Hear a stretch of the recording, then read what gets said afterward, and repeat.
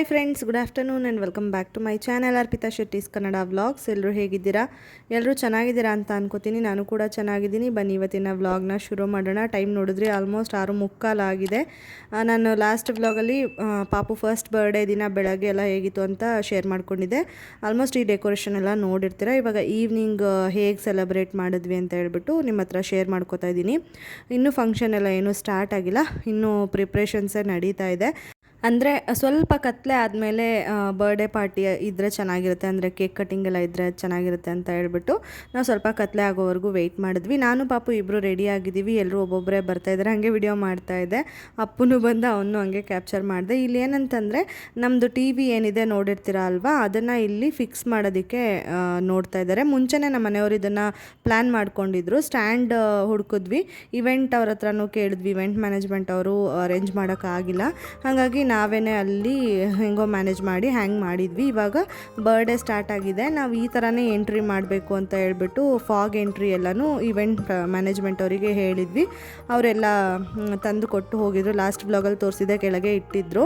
ಇವಾಗ ಪಾಪುನ ನಾವು ಮುಂಚೆನೇ ಪರ್ಚೇಸ್ ಮಾಡಿದ್ವಿ ಅಲ್ವಾ, ಇದು ಜೀಪ್ ಏನಿದೆ ಬರ್ಡೇ ಗಿಫ್ಟ್ ಅಂತ ಹೇಳ್ಬಿಟ್ಟು ಅಡ್ವಾನ್ಸಾಗಿ ಕೊಡಿಸಿದ್ವಿ ಅಲ್ವಾ, ಅದರಲ್ಲಿ ಕೂರಿಸ್ಕೊಂಡು ಕರ್ಕೊಂಡು ಹೋಗಬೇಕು ಅಂತ ಇತ್ತು. ಅದೇ ಥರನೇ ಇವಾಗ ನಡೀತಾ ಇದೆ. ಸ್ವಲ್ಪ ವೀಡಿಯೋಸು ಫೋಟೋಸು ಫಾಗೆಲ್ಲ ಜಾಸ್ತಿ ಬರಲಿ ಅಂತೇಳಿ ವೆಯ್ಟ್ ಮಾಡೋದು ಈ ಥರ ಎಲ್ಲ ನಡೀತಾ ಇತ್ತು. ಯಾಕೆಂದರೆ ಇದು ಸ್ವಲ್ಪ ಓಪನ್ ಸ್ಪೇಸ್ ಇರೋದ್ರಿಂದ ಸಖತ್ತು ಗಾಳಿ ಇತ್ತು. ಗಾಳಿ ಇದ್ದರೆ ಸ್ವಲ್ಪ ಫಾಗ್ ಬೇಗನೆ ಹೊರಟೋಗುತ್ತೆ. ಅದಕ್ಕೆ ಅಂತಲೇ ನಾವು 6 ಸ್ಪಾಟ್ಸ್ ತೊಗೊಂಡಿದ್ವಿ ಫಾಗ್. ಇದಕ್ಕೆ ಅವರೇ ಸಜೆಸ್ಟ್ ಮಾಡಿದರು ನಮಗೆ, ಹಾಗಾಗಿ 6 ಸ್ಪಾಟ್ಸ್ ತೊಗೊಂಡಿದ್ವಿ. ನಾವು ಎಂಟ್ರಿ ಇದು ಫೈರ್ ಬರುತ್ತೆ ನೋಡಿ, ಕ್ರ್ಯಾಕರ್ಸ್ ಥರ ಟೈಪಲ್ಲಿ, ಅದನ್ನು ಹೇಳಿದ್ವಿ. ಅವರು ಅದೇನೋ ಕಾಸ್ಟ್ಲಿ ಇರೋದು, ಅಂದರೆ 300 ರುಪೀಸ್ ಇರೋದು ಸಿಕ್ಕಿಲ್ಲ ಆ ಟೈಮಿಗೆ. 100 ರುಪೀಸ್ದು ಬ್ಲಾಸ್ಟ್ ಆಗೋ ಚಾನ್ಸಸ್ ಇರುತ್ತೆ, ಅದು ವರ್ಕ್ ಆಗೋಲ್ಲ ಅಂತ ಹೇಳ್ಬಿಟ್ಟು ಏನೋ ರೀಸನ್ ಹೇಳಿದ್ರು. ನಂಗೆ ಸ್ವಲ್ಪ ಡಿಸಪಾಯಿಂಟ್ ಆಯಿತು ಕೆಲವೊಂದು ವಿಷಯಗಳು ಅವ್ರ ಇದರಲ್ಲಿ. ಬಟ್ ಏನು ಮಾಡೋಕ್ಕಾಗಲ್ಲ ಆ ಟೈಮಿಗೆ ಅಂತ ಹೇಳ್ಬಿಟ್ಟು ನಾವು ಸುಮ್ಮನೆ ಆಗೋದ್ವಿ. ಇಲ್ಲಿ ಹುಡುಗರು ಎಲ್ಲ ತುಂಬಾ ಸಪೋರ್ಟ್ ಮಾಡಿದ್ರು. ಫಾಗ್ ಎಂಟ್ರಿಗಾಗಿರ್ಬೋದು, ಫೋಟೋಸ್ ವೀಡಿಯೋಸ್ ತೊಗೊಳೋದಕ್ಕಾಗಿರ್ಬೋದು ಸಿಕ್ಕಾಬಟ್ಟೆ ಹೆಲ್ಪ್ ಮಾಡಿದ್ರು. ಇಲ್ಲಿ ಅಪ್ಪಿ ಗಗನ್ ಫಾಗ್ಗೆ ಅದೇನೋ ಪೌಡರ್ ಥರ ಇರುತ್ತೆ, ಅದನ್ನು ಹಾಕಬೇಕು, ಆಗ ಫಾಗ್ ಜಾಸ್ತಿ ಬರುತ್ತೆ. ಜಾಸ್ತಿ ಹಾಕಬೇಕಿತ್ತಂತೆ ಒಂದೇ ಸರಿ. ನಮಗೂ ಅಷ್ಟು ಐಡಿಯಾ ಇರಲಿಲ್ಲ ಆಯಿತಾ, ಅದು ಸ್ವಲ್ಪ ಸ್ವಲ್ಪ ಬರ್ತಿತ್ತು. ಜಾಸ್ತಿ ಬರಲಿ ಅಂತ ಹೇಳ್ಬಿಟ್ಟು ವೆಯ್ಟ್ ಮಾಡ್ತಾಯಿದ್ವಿ. ಆಮೇಲೆ ಫೈನಲ್ ಆಗಿ ಗೊತ್ತಾಯಿತು. ಆಮೇಲೆ ಒಂದು ಎಂಟ್ರಿ ನೀಟಾಗಿ ಬರೋ ಥರ ಮಾಡ್ಕೊಂಡ್ವಿ. ಫೋಟೋಸ್ ಎಲ್ಲನೂ ಚೆನ್ನಾಗಿ ಬಂದಿದೆ. ಇಲ್ಲಿ ಬಾಲಾಜಿ ಫೋಟೋಸ್ ಎಲ್ಲ ಕ್ಲಿಕ್ ಮಾಡ್ತಿದ್ದಾನೆ. ನಮ್ಮದೇ ಕ್ಯಾಮ್ರಾ ಇತ್ತಲ್ವ, ಅದಕ್ಕೇ ನಾವು ಹೊರಗಡೆಯಿಂದ ಏನೋ ಫೋಟೋಸ್ ತೆಗೆಯೋದಕ್ಕೆ ಅಂತ ಹೇಳ್ಬಿಟ್ಟು ಫೋಟೋಗ್ರಾಫರ್ನ ಏನೂ ಅರೇಂಜ್ ಮಾಡಲಿಲ್ಲ, ಬೇಡ ಅಂತ ಹೇಳ್ಬಿಟ್ಟು. ಮಕ್ಕಳು ಮತ್ತು ಎಲ್ಲ ಇನ್ವೈಟ್ ಮಾಡಿದ್ದವ್ರು ಎಲ್ಲರೂ ಕೂಡ ಬಂದಿದ್ದರು. ಮಕ್ಕಳಿಗೆಲ್ಲ ಫುಲ್ ಎಕ್ಸೈಟ್ಮೆಂಟ್ ಇತ್ತು. ನಾನು ಕ್ಯಾಪೆಲ್ಲ ತರೋದಕ್ಕೆ ಹೇಳಿ ತರಿಸಿಟ್ಕೊಂಡಿದ್ದೆ ಮಕ್ಕಳಿಗೆ ಕೊಡೋದಕ್ಕೆ ಅಂತ ಹೇಳ್ಬಿಟ್ಟು. ಒಂದು ಬೇಜಾರಾಗಿದೆ ಅಂದರೆ ರಿಟರ್ನ್ ಗಿಫ್ಟ್ದೊಂದೇ ಬೇಜಾರಾಗ್ಬಿಡ್ತು ನನಗೆ. ಬಟ್ ಏನು ಮಾಡೋಕ್ಕಾಗಲ್ಲ, ಇನ್ನೂ ಇರುತ್ತಲ್ವ ಬರ್ಡೇಸ್ ಅಂದ್ಬಿಟ್ಟು ಸುಮ್ಮನೆ ಆಗಿದ್ದೀನಿ. ನೆಕ್ಸ್ಟ್ ಬರ್ಡೇಗೆ ನೋಡ್ಕೊಳ್ಳೋಣ ಅಂತ ಹೇಳಿ. ಪಾಪು ಅವಳು ಅಭ್ಯಾಸ ಆಗಿತ್ತಲ್ವ, ಜೀಪ್ ಓಡಿಸೋದು ಅದೆಲ್ಲ ಅಭ್ಯಾಸ ಇದೆ ಅವಳಿಗೆ. ಹಂಗಾಗಿ ಅವಳೇನು ಎದ್ರುಕೊಂತಿಲ್ಲ, ಆರಾಮಾಗೆ ಕೂತಿದ್ಲು. ನಿಂತ್ಕೊಂಡ್ಬಿಡ್ತಾಳೆ ಅವಳೇನು ಗೊತ್ತಾ, ಕೂತ್ಕೊಳ್ಳಲ್ಲ, ನಿಂತ್ಕೊಂಡು ಡ್ಯಾನ್ಸ್ ಎಲ್ಲ ಮಾಡೋದಕ್ಕೆ ಶುರು ಮಾಡಿಬಿಟ್ಲು. ಅವಳು ಸಿಕ್ಕಾಬಟ್ಟೆ ಎಂಜಾಯ್ ಮಾಡ್ತಿದ್ಲು. ಒಂದು ಬೇಜಾರಂದರೆ ಅವಳು ಏನು ಅವಳಿಗೆ ಹೇರ್ ಬ್ಯಾಂಡ್ ತೊಗೊಂಡು ಬಂದಿದೆ ಅದನ್ನು ಹಾಕಿಸ್ಕೊಳ್ಳಿಲ್ಲ, ಮತ್ತು ಶೂಸು ಒಂದು ಹಾಕಿದೆ ಅದನ್ನು ಹಾಕ್ಸ್ಕೊಳ್ಳಿಲ್ಲ, ಮತ್ತು ಬೇರೆದು ಹಾಕ್ತೆ, ಅದೊಂಚೂರು ಪರವಾಗಿಲ್ಲ, ಅದು ಅಭ್ಯಾಸ ಇತ್ತು ಅಂದ್ಬಿಟ್ಟು ಅದನ್ನು ಹಾಕ್ಕೊಂಡ್ಳು. ಅದು ಗೊತ್ತಲ್ವ ಮಕ್ಕಳಿಗೆ ಅದೆಲ್ಲ ಇರಿಟೇಟ್ ಆಗುತ್ತೆ, ಅದು ಇಷ್ಟ ಆಗೋದಿಲ್ಲ. ಅದಕ್ಕೆ ಮತ್ತು ಉಂಗುರ ಹಾಕೋಣ ಅಂತ ಅಂದ್ಕೊಂಡೆ. ಉಂಗುರನೂ ಅವಳು ಬಿಸಾಡೋದು, ಸಂಕ್ರಾಂತಿ ಹಬ್ಬದಲ್ಲಿ ಹಾಕಿದ್ದು, ಅದನ್ನು ಹಿಂಗೆ ಕೈ ತೂರಿಸಿ ಬೀಳ್ಸೋದು ಆ ಥರ ಮಾಡ್ತಿದ್ಲು. ನನಗೆ ಭಯ, ಏನಕ್ಕೆ ಸುಮ್ಮನೆ ಹಾಕಿ ಅವಳಿಗೆ ಕಂಫರ್ಟೇಬಲ್ ಫೀಲ್ ಇಲ್ಲ ಅಂದರೆ ಅವಳು ಕ್ರ್ಯಾಂಕಿ ಆಗಿಬಿಡ್ತಾಳೆ, ನನಗೂ ಅದು ಹ್ಯಾಂಡಲ್ ಮಾಡೋದು ಕಷ್ಟ ಆಗುತ್ತೆ ಬರ್ಡೇ ದಿನ ಅಂದ್ಬಿಟ್ಟು ನಾನು ಸುಮ್ಮನೆ ಆಗ್ಬಿಟ್ಟು ಸಿಂಪಲ್ಲಾಗೇ ಇಟ್ಟಿದ್ದೀವಿ ಅವಳನ್ನು. ಹೇರ್ ಬ್ಯಾಂಡ್ ಒಂದು ಹಾಕ್ಕೊಂಡಿದ್ದಿದ್ರೆ ಅವಳು ಚೆನ್ನಾಗಿರ್ತಿತ್ತು ಅಷ್ಟೇ. ಹೇರ್ಸ್ ದೊಡ್ಡದಿದ್ದಿದ್ರೆ, ಸ್ವಲ್ಪ ಉದ್ದ ಇದ್ದಿದ್ರೆ ಬೇರೆ ಏನಾದರೂ ಮಾಡ್ಬೋದಿತ್ತು, ಜುಟ್ಟೆಲ್ಲ ಹಾಕ್ಬಿಟ್ಟು. ಇವಾಗ ಅದು ತುಂಡ ಇರೋದ್ರಿಂದ ಹೇರ್ ಬ್ಯಾಂಡ್ ಇದು ಬೋ ಥರ ಬರೋದು ಹಾಕೋದು ಚೆನ್ನಾಗಿರುತ್ತೆ ಅಂದ್ಬಿಟ್ಟು ನಾನು ಅಂದ್ಕೊಂಡೆ. ಕೊನೆಗೂ ಅವಳು ತುಂಬ ಸರಿ ಟ್ರೈ ಮಾಡಿದೆ ಗೊತ್ತಾ, ನಾನು ಸಿಕ್ಕಾಬಟ್ಟೆ ಟ್ರೈ ಮಾಡಿದೆ, ಹಾಕಿಸ್ಕೊಳ್ಳೇ ಇಲ್ಲ ಅವಳು. ಸರಿ ಇನ್ನೇನು ಮಾಡೋದು ಅಂದ್ಬಿಟ್ಟು ನಾವು ಸುಮ್ಮನೆ ಆಗಿಬಿಟ್ವಿ. ಅವಳಿಗೆ ಸ್ವಲ್ಪ ನೆಗಡಿ ಬೇರೆ ಆಗಿಬಿಟ್ಟಿತ್ತು, ಅದಕ್ಕೂ ಅರ್ಧ ಅವಳು ಸುಮ್ಮನೆ ಇರಿಟೇಟ್ ಆಗ್ತಾಳೆ ಇನ್ನೂ ಜಾಸ್ತಿ ಅಂದ್ಬಿಟ್ಟು ಸುಮ್ಮನೆ ಆದ್ವಿ. ಬಟ್ ಅವಳು ಜನ ಎಲ್ಲ ಇರೋದು ಮತ್ತು ಜನಗಳ ಹತ್ರ ಎಲ್ಲ ಜಾಸ್ತಿ ಒಡನಾಟ ಇರೋದ್ರಿಂದ, ಅವಳಿಗೆ ಹೊರಗಡೆ ಎಲ್ಲ ಕರ್ಕೊಂಡು ಹೋಗೋದ್ರಿಂದ ಅವಳೇನು ಅಷ್ಟೊಂದು ಜನ ನೋಡಿ ಎದುರುಕೊಳ್ಳೋದು ಅಳೋದು ಆ ಥರ ಎಲ್ಲ ಮಾಡಲಿಲ್ಲ, ಆರಾಮಾಗಿದ್ಲು.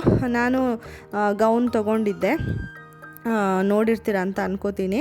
ಒಂದು ಬ್ಲಾಗಲ್ಲಿ ಯಾವುದಂತ ತೋರಿಸಿರಲಿಲ್ಲ, ಬಟ್ ಅದೇ ಥರ ಸೇಮ್ ಶೋ ಪೀಸಿಗೆ ಹಾಕಿದ್ರು, ಅದೇ ಥರ ಪಿಂಕ್ ಕಲರಲ್ಲಿ ತೊಗೊಂಡೆ.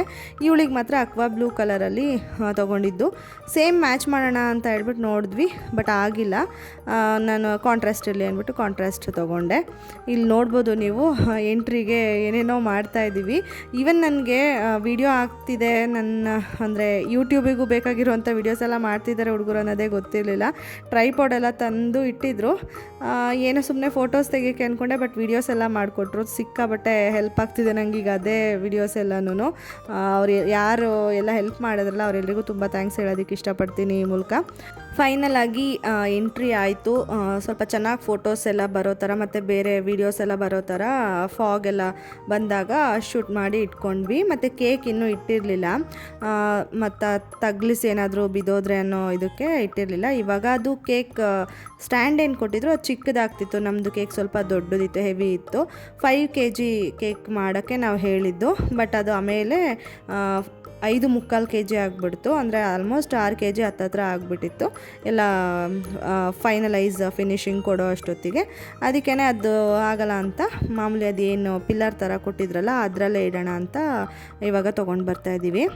ನಾನು ಪಿಕ್ಸ್ ಎಲ್ಲನೂ ಲಾಸ್ಟಲ್ಲಿ ಆ್ಯಡ್ ಮಾಡ್ತೀನಿ ನೋಡಿ, ಸಪ್ರೇಟಾಗಿ ಏನೇನು ಫೋಟೋಸ್ ಎಲ್ಲ ತೊಗೊಂಡಿದ್ದೆ ಕೇಕ್ದು ಅದೆಲ್ಲನೂ ಲಾಸ್ಟಲ್ಲಿ ಆ್ಯಡ್ ಮಾಡಿರ್ತೀನಿ, ಮಿಸ್ ಮಾಡಬೇಡಿ ನೋಡಿ. ಇವಾಗ ಸ್ವಲ್ಪ ಫೋಟೋಸ್ ಎಲ್ಲ ತೊಗೋತಾ ಇದ್ವಿ, ಅಂದರೆ ನಂದು ಪಾಪುದು ನಮ್ಮ ಮನೆಯವ್ರದ್ದು ಇರೋವಾಗ. ಆಮೇಲೆ ಎಲ್ಲ ಫ್ಯಾಮಿಲಿ ಒಟ್ಟಿಗೆ ಸೇರಿ ಕೇಕ್ ಕಟ್ ಮಾಡಿಸೋಣ ಅಂತ ಹೇಳ್ಬಿಟ್ಟು ನಾವು ಬ್ಯಾಕ್ಗ್ರೌಂಡಲ್ಲಿ ಮ್ಯೂಸಿಕ್ ಕೂಡ ಅಂದರೆ ಸ್ಪೀಕರ್ ಕೂಡ ತರಿಸಿದ್ವಿ. ನನಗೆ ಇಲ್ಲಿ ಪ್ರಾಬ್ಲಮ್ ಆಗುತ್ತೆ ಯೂಟ್ಯೂಬಲ್ಲಿ, ಅಂದರೆ ಕಾಪಿ ರೈಟ್ಸ್ ಬರುತ್ತಲ್ವ, ಅದಕ್ಕೆ ಹಾಕೋಕ್ಕಾಗಿಲ್ಲ. ಬೇರೆ ಕಡೆ ನಾನು ಇನ್ಸ್ಟಾದಲ್ಲೆಲ್ಲ ಹಾಕಿದ್ದೆ, ಸ್ಟೋರಿಗೆಲ್ಲ ನೋಡಿರ್ತೀರ ಅಂತ ಅನ್ಕೋತೀನಿ. ಇದಾದಮೇಲೆ ನಾನು ರೀಲ್ಸ್ ಶೇರ್ ಮಾಡ್ತೀನಿ ಯೂಟ್ಯೂಬಲ್ಲಿ. ಶೇರ್ ಮಾಡಿದ್ಮೇಲೆ ವೀಡಿಯೋನ ನೀವು ಅಲ್ಲಿ ಕೂಡ ಹೋಗ್ಬಿಟ್ಟು ನೋಡ್ಬೋದು videos with music, background music ಸಿಗುತ್ತೆ ನಿಮಗೆ. ನಾನು ಇನ್ಸ್ಟಾಗ್ರಾಮ್ ID ನಾನು ಕೆಳಗಡೆ ಡಿಸ್ಕ್ರಿಪ್ಷನ್ ಬಾಕ್ಸಲ್ಲಿ ಕೊಟ್ಟಿರ್ತೀನಿ, ಓಕೆನಾ, ಚೆಕ್ ಮಾಡಿ.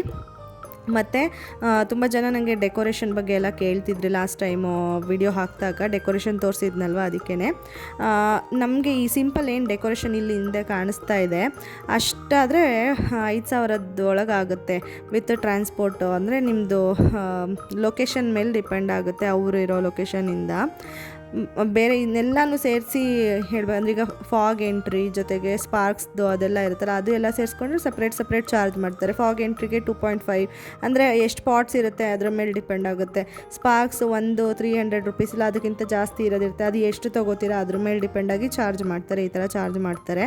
ಮತ್ತು ಸಪ್ರೇಟಾಗಿ ನಾವು ಶಾಮಿಯಾನ ಮತ್ತು ಅದರದ್ದು ಬೇರೆ ಲೈಟ್ಸ್ ಎಲ್ಲನೂ, ಕಲರ್ ಲೈಟ್ಸ್ ಆಗಿರ್ಬೋದು, ಫೋಕಸ್ ಲೈಟ್ಸು, ಸ್ಪೀಕರ್, ಇದೆಲ್ಲ ನಾವು ಸಪ್ರೇಟಾಗಿ ತರಿಸ್ಕೊಂಡಿದ್ದರಿಂದ ಅದು ಬೇರೆ ಸಪ್ರೇಟಾಗಿ ಚಾರ್ಜಸ್ ಎಲ್ಲ ಬಿದ್ದಿದೆ, ಆ ಥರ ಆಗಿರೋದು. ಮತ್ತು ಹಿಂದೆ ಹ್ಯಾಪಿ ಬರ್ಡೇ ಅಂತ ಹಾಕಿದ್ರಲ್ಲ ಅದನ್ನು ಹಿಡ್ಕೊಂಡಕ್ಕೆ ಹೋಗ್ತಿದ್ಲು, ಅದು ಸ್ವಲ್ಪ ಹಿಂಗೆ ತಿರ್ಕೊಂಡಂಗೆ ಆಗ್ತಿತ್ತು. ಆಮೇಲೆ ಅದನ್ನು ಟೈ ಮಾಡಿದರು ನಮ್ಮ ಅತ್ತೆ, ಅಂದರೆ ನಮ್ಮ ಸೋದರದತ್ತೆ ಮುಂಚಿತವಾಗಿ ಬಂದಿದ್ರಲ್ಲ ಅವರು ಸ್ವಲ್ಪ ಹೆಲ್ಪ್ ಮಾಡಿದ್ರು. ನಾಮಕರಣದಲ್ಲೂ ಅವರು ಸಿಕ್ಕಾಬಟ್ಟೆ ಹೆಲ್ಪ್ ಮಾಡಿದರು.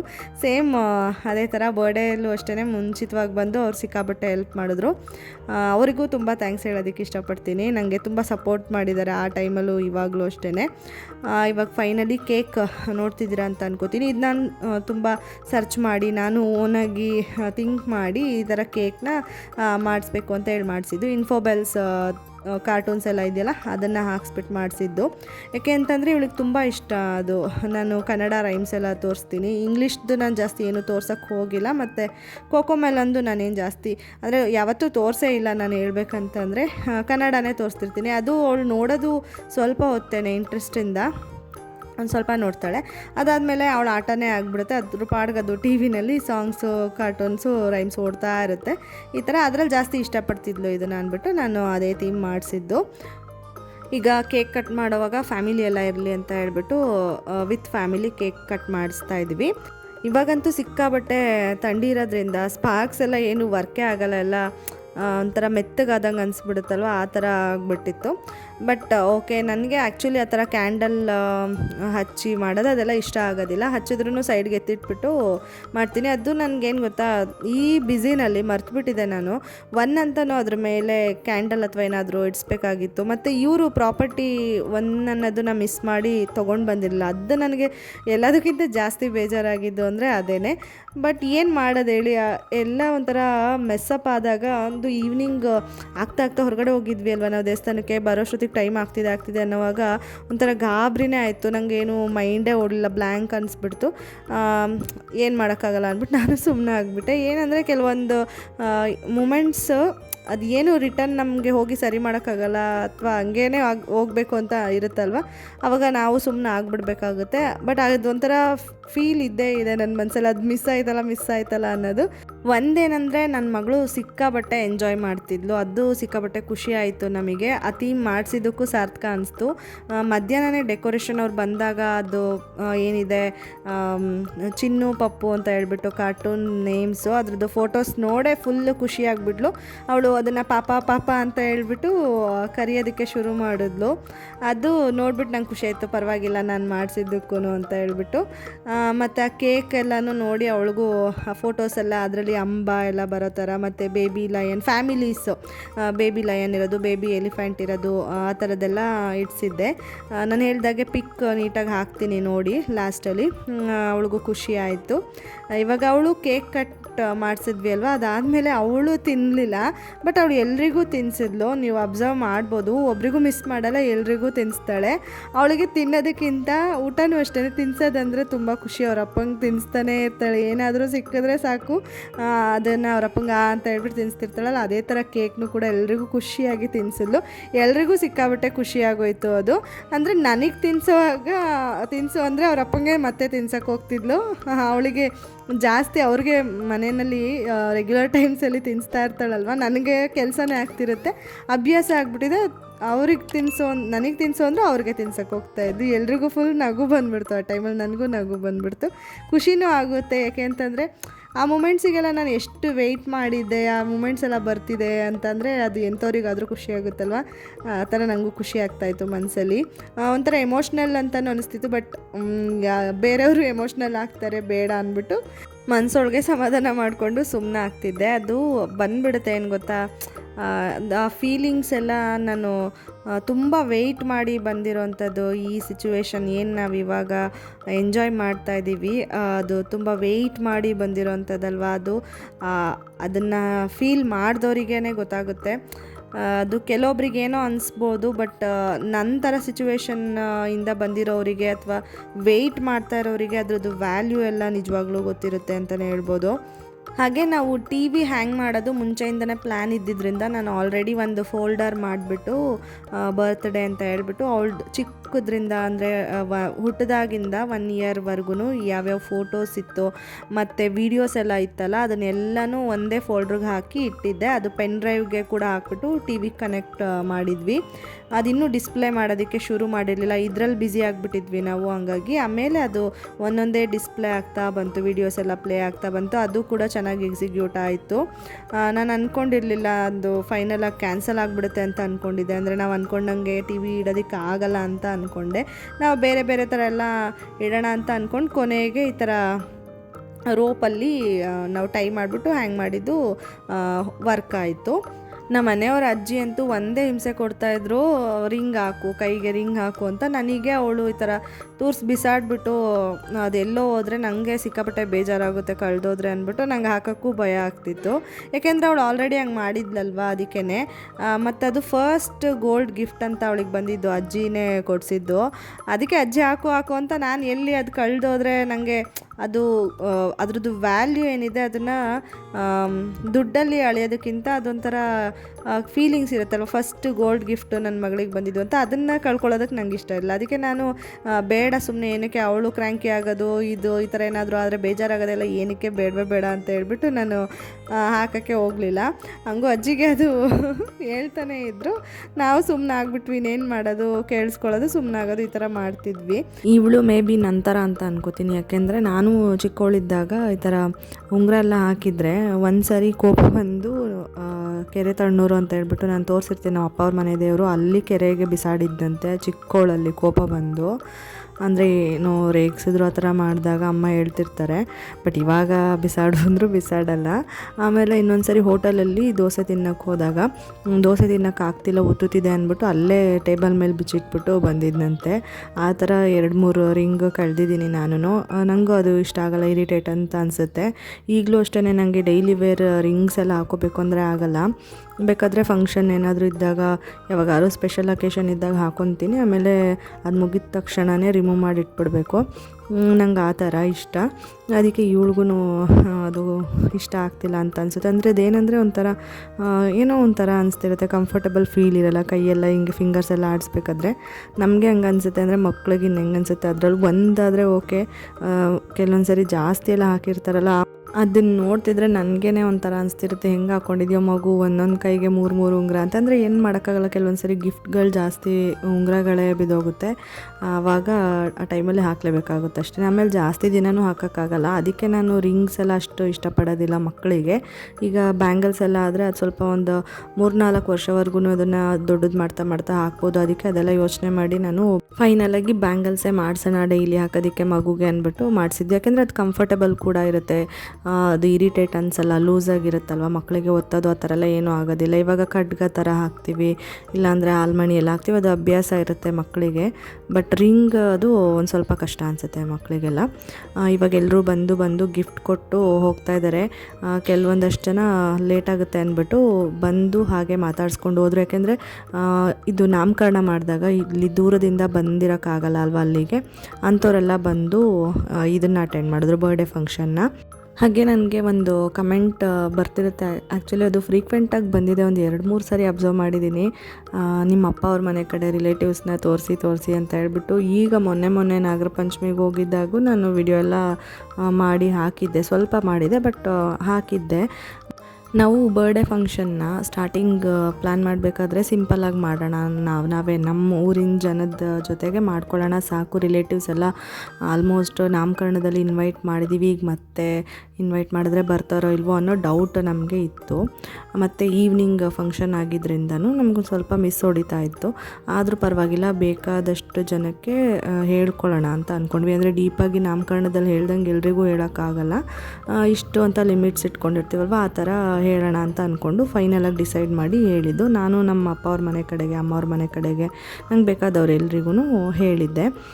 ಬಟ್ ಏನಂದರೆ ಈವ್ನಿಂಗ್ ಇದ್ದಿದ್ದರಿಂದ ತುಂಬ ಜನ ಮಿಸ್ ಆದರು. ಏನು ಮಾಡೋಕ್ಕಾಗಲ್ಲ, ಅವರಿಗೆ ಸ್ಟೇ ಮಾಡೋದಕ್ಕೆ ಅಥವಾ ರಿಟರ್ನ್ ಹೋಗೋದಕ್ಕೆಲ್ಲ ಹಿಂಸೆ ಆಗುತ್ತೆ ಅನ್ನೋ ಯೋಚನೆಗಳೆಲ್ಲ ಇರುತ್ತಲ್ವ, ಹಂಗಾಗಿ ಮಿಸ್ ಆದರು. ನಾನು ಇನ್ವೈಟ್ ಮಾಡಿದ್ದೆ. ಮತ್ತು ಇನ್ನೊಂದೇನೆಂದರೆ, ಇನ್ನೊಂದು ಕ್ವೆಶ್ಚನ್ ಇಲ್ಲ ಆನ್ಸರ್ ಮಾಡಿಬಿಡ್ತೀನಿ ಅದಕ್ಕೂ. ಮೇಘ ಅವ್ರ ಮನೆ ಗೃಹ ಪ್ರವೇಶಕ್ಕೆ ಯಾಕೆ ಹೋಗಿಲ್ಲ ಅಂತ ಅದು ಕ್ವೆಶ್ಚನ್ ಬರ್ತಾ ಇರುತ್ತೆ. ಆ ಟೈಮಲ್ಲಿ ಬ್ಯುಸಿ ಇದ್ದೆ ನಾನು, ಹೋಗೋವಂಥ ಸಿಚುವೇಶನ್ ಇರಲಿಲ್ಲ. ಒಬ್ಬಳೇ ಹೋಗೋಕ್ಕಾಗಲ್ಲ, ನಮ್ಮ ಮನೆಯವ್ರ ಮೇಲೆ ಡಿಪೆಂಡ್ ಆಗಬೇಕು. ಇವಾಗ ಪಾಪು ಇರೋದ್ರಿಂದ ಅವರೇನೋ ಬ್ಯುಸಿ ಇದ್ದರು ಅವ್ರ ವರ್ಕ್ ಇದರಲ್ಲಿ ಅಂದ್ಬಿಟ್ಟು ಹೋಗೋಕ್ಕಾಗಿಲ್ಲ, ಅವ್ರು ಕರ್ಕೊಂಡು ಹೋಗೋಕ್ಕಾಗಿಲ್ಲ. ಮತ್ತು ಅದು ವೀಕ್ ಡೇಸಲ್ಲಿತ್ತು, ಫ್ರೈಡೇ ಏನೋ ಇತ್ತು ಅಂತ ಅನ್ಕೋತೀನಿ. ಸ್ಯಾಟರ್ಡೇ ಸಂಡೇ ಟೈಮ್ ಆಗಿದ್ದಿದ್ರೆ ಒಂದು ಸರಿ ಟ್ರೈ ಮಾಡ್ಬೋದಿತ್ತು ಹೋಗೋದಕ್ಕೆ. ಅದು ಕ್ಯಾನ್ಸಲ್ ಆಗಿ ಬೇರೆ ನೆಕ್ಸ್ಟ್ ಪೋಸ್ಟ್ಪೋನ್ ಆಗಿತ್ತಲ್ವ, ಫ್ರೈಡೇ ಆಗಿತ್ತು, ಹಂಗಾಗಿ ಹೋಗೋಕ್ಕಾಗಿಲ್ಲ. ಇನ್ನೊಂದು ದಿನ ಬ್ಯಾಂಗ್ಳೂರ್ ಸೈಡ್ ಹೋದಾಗ ಖಂಡಿತ ಹೋಗೋಣ ಅಂತ ಪ್ಲ್ಯಾನ್ ಮಾಡ್ಕೊಂಡಿದ್ದೀವಿ. ನಾನು ಮೇಘ ಜೊತೆ ಮಾತಾಡ್ತಿರ್ತೀನಲ್ವ, ಕಾನ್ವರ್ಸೇಷನ್ ಎಲ್ಲ ಆಗಿದೆ, ಅದು ಆನ್ಸರ್ ಮಾಡೋಣ ಅಂತ ಅಂದ್ಕೊಂಡು ಇಲ್ಲೇ ಆನ್ಸರ್ ಮಾಡ್ತಾಯಿದ್ದೀನಿ. ಏಕೆಂದರೆ ನಿಮ್ಮ ಡೌಟ್ಸ್ನ ಅಲ್ಲಲ್ಲೇ ಕ್ಲಿಯರ್ ಮಾಡಿಬಿಟ್ರೆ ಒಳ್ಳೇದಲ್ವಾ. ಕಮೆಂಟಲ್ಲಿ ಮಾಡೋದಕ್ಕಿಂತ ಈ ಥರ ಮಾಡಿದ್ರೆ ಇನ್ನೂ ಕೆಲವರಿಗೆ ಇರುತ್ತೆ ಮೈಂಡಲ್ಲಿ ಆ ಕ್ವೆಶ್ಚನ್, ಅವ್ರಿಗೂ ಆನ್ಸರ್ ಸಿಕ್ತಾಗುತ್ತೆ ಅಂತ ಇಲ್ಲ ಆನ್ಸರ್ ಮಾಡ್ತಾಯಿದ್ದೀನಿ. ಆ ಥರ ಏನೂ ಇಲ್ಲ, ನಾವು ಮಾತಾಡ್ತಾ ಇಲ್ಲ, ಬೇಜಾರು ಮಾಡ್ಕೊಂಡಿದ್ದೀವಿ, ಆ ಥರ ಎಲ್ಲ ಏನೂ ಇಲ್ಲ, ಚೆನ್ನಾಗೇ ಇದ್ದೀವಿ. ಮತ್ತು ಹೋಗ್ತೀನಿ ನಾನು ಬ್ಯಾಂಗ್ಳೂರ್ ಸೈಡ್ ಹೋಗೋದು ನಾವು ರೇರು, ನೀವು ಅಬ್ಸರ್ವ್ ಮಾಡಿರ್ತೀರ ಅಂತ ಅನ್ಕೋತೀನಿ. ಮೈಸೂರು ಬೇಕಾದರೆ ಹೋಗ್ತೀವಿ, ಬ್ಯಾಂಗ್ಳೂರು ಜಾಸ್ತಿ ಹೋಗಲ್ಲ. ಹೋದಾಗ ಹೋಗೋಣ ಅಂತ ಅಂದ್ಕೊಂಡು ಪ್ಲ್ಯಾನ್ ಮಾಡ್ಕೊಂಡಿದ್ದೀವಿ.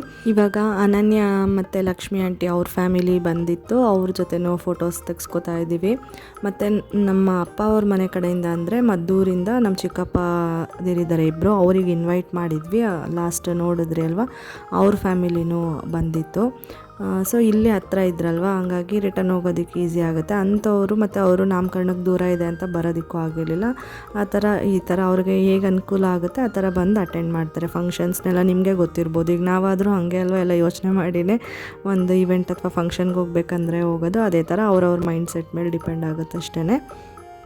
ನಾವು ಆ್ಯಕ್ಚುಲಿ ಬರ್ಡೇ ಅಂತ ಪ್ಲ್ಯಾನ್ ಮಾಡೋಕ್ಕೆ ಶುರು ಮಾಡಿದಾಗ ತುಂಬಾ ಸಿಂಪಲ್ಲಾಗಿ ಮಾಡಬೇಕು, ಫಸ್ಟ್ ಬರ್ಡೇ 5th ಬರ್ಡೇ ಗ್ರ್ಯಾಂಡಾಗಿ ಮಾಡೋಣ ಅಂತೆಲ್ಲ ಅಂದ್ಕೊಂಡು ಶುರು ಮಾಡಿದ್ದು. ನನ್ನ ಮೈಂಡಲ್ಲಿ ಇದ್ದಿದ್ದು ಫಸ್ಟ್ ಬರ್ಡೇ ಈ ಥರ ಆದರೂ ಮಾಡಬೇಕು ಅಂತ ಹೇಳ್ಬಿಟ್ಟು. ನಮ್ಮ ಮನೆಯವರು 5th ಬರ್ಡೇ ಮಾಡೋಣ, ಮಗುಗೆ ಫಸ್ಟ್ ಇಯರಲ್ಲಿ ಏನೂ ಗೊತ್ತಾಗಲ್ಲ ಅಂತ ಇದ್ದಿದ್ದು ಅವ್ರ ಮೈಂಡ್ ಸೆಟ್ ಇದ್ದಿದ್ದು. ಬಟ್ ನನಗೆ ಫಸ್ಟ್ ಯಾವಾಗಲೂ ಫಸ್ಟ್ ಅಂತಲೇ ಉಳ್ಕೊಳ್ಳುತ್ತೆ, ಸ್ವಲ್ಪನಾದರೂ ಗ್ರ್ಯಾಂಡಾಗಿ ಮಾಡಬೇಕು ಅನ್ನೋದು ಇತ್ತು ಮನೆಯಲ್ಲಿ ಮಾಡಿದ್ರು.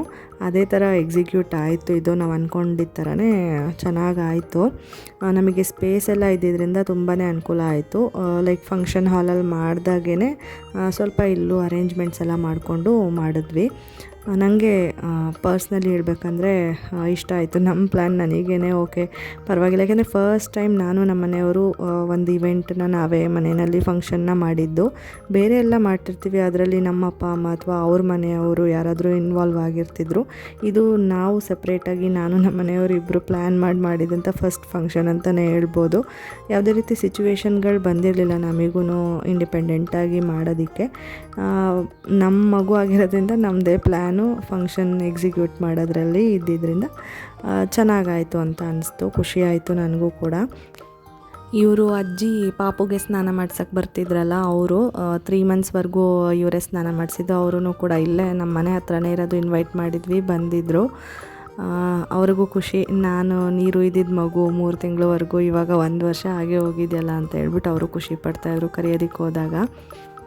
ನಮ್ಮಮ್ಮ ಮತ್ತು ನಮ್ಮ ಸೋದರದತ್ತೆ ಬಂದಿದ್ರಲ್ಲ, ಅವರು ಕೇಕ್ನ ತೆಗೆದು ಆ ಕಡೆ ಕೊಟ್ವಿ, ಎಲ್ರಿಗೂ ಡಿಸ್ಟ್ರಿಬ್ಯೂಟ್ ಮಾಡಲಿ ಅಂದ್ಬಿಟ್ಟು ಒಂದು ಸೈಡಲ್ಲಿ ಇಟ್ಕೊಂಡು ಅವರು ಎಲ್ರಿಗೂ ಡಿಸ್ಟ್ರಿಬ್ಯೂಟ್ ಮಾಡ್ತಿದ್ದಾರೆ. ಸ್ವಲ್ಪ ಮಿಕ್ಸ್ಚರ್ ಕೂಡ ತಂದಿದ್ವಿ, ಅದನ್ನೆಲ್ಲ ಅವರು ವಹಿಸ್ಕೊಂಡು ಮಾಡ್ತಾಯಿದ್ದಾರೆ. ಡಿನ್ನರೆಲ್ಲ ಕೆಳಗಡೆ ಅರೇಂಜ್ ಮಾಡಿದ್ವಿ. ಇಲ್ಲೇ ಆದರೆ ಮೆಸ್ಸಪ್ ಆಗಿಬಿಡುತ್ತೆ, ಚೆನ್ನಾಗಿರಲ್ಲ ಅಂತ ಹೇಳ್ಬಿಟ್ಟು ಹೇಗಿದ್ರು ಕೆಳಗಡೆ ಸ್ಪೇಸ್ ಇತ್ತಲ್ಲ, ಅಲ್ಲಿ ಟೇಬಲ್ಸು ಚೇರ್ಸ್ ಹಾಕಿಸಿ ಬಫೆ ಸಿಸ್ಟಮಲ್ಲಿ ಮಾಡಿಸಿದ್ದು.